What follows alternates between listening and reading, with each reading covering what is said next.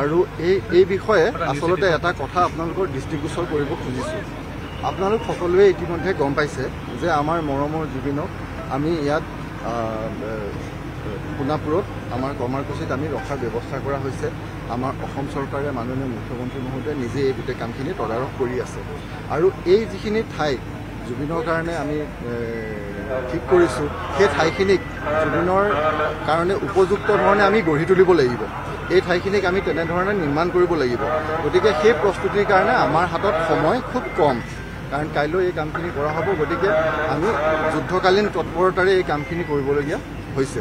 আৰু সেয়া কৰিবলৈ যাওঁতে আমাৰ ইয়াত এইটো যিহেতু ৰাষ্ট্ৰীয় ঘাইপথৰ কাষতে, গতিকে ৰাষ্ট্ৰীয় ঘাইপথত আমি গাড়ীবোৰ চলাচল কৰাব পৰা নাই।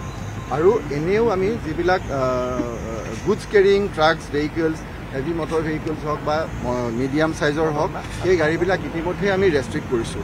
আৰু আজি নিশাৰ পৰা এটা বিশেষ সময়ৰ পৰা বাকী গাড়ীবিলাকো আমি ইয়াত আহিবলৈ দিব নোৱাৰিম।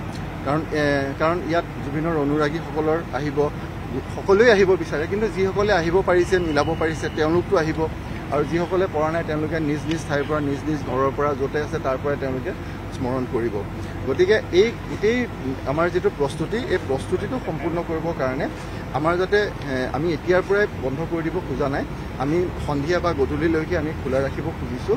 আৰু তথাপি কিন্তু আমি যিসকলে এই ৰাষ্ট্ৰীয় ঘাইপথটো ব্যৱহাৰ কৰে তেওঁলোকক আমি বিনম্ৰ অনুৰোধ জনাইছোঁ, আপোনালোকে পৰাপক্ষত গুৱাহাটীলৈ আহিবলৈ হওক বা গুৱাহাটীলৈ ওলাই যোৱাৰ কাৰণেই হওক, এই ৰাষ্ট্ৰীয় ঘাইপথটো আপোনালোকে যিমান পাৰে আজি কমকৈ ব্যৱহাৰ কৰক।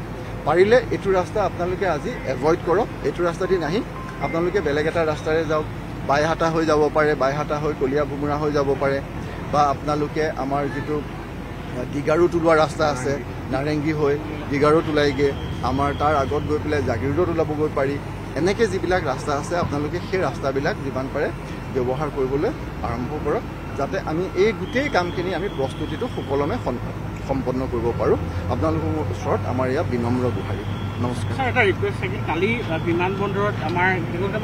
এতিয়া এইবিলাক বাদ দিলাম। এতিয়া আমি একদম এতিয়া যি আছে যি নাই চব বহুত কথা হৈ আছে, চব কৰা হ'ব, আইনগত কথা চব হ'ব।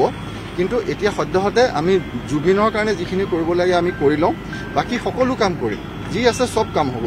কেনে জুবিন যাতে শান্তিৰে সুখেৰে জুবিনৰ প্ৰাপ্য সন্মান মৰম শ্ৰদ্ধাৰে যাতে জুবিনক আমাৰ মাজৰ পৰা শান্তিৰে জুবিনৰ আত্মাৰ সদ্গতি হয়, সেই কথাটোকে আমি এতিয়া সকলোৱে চাই লওঁ। বাকী সকলো কাম যি আছে সময়ত হৈ থাকিব।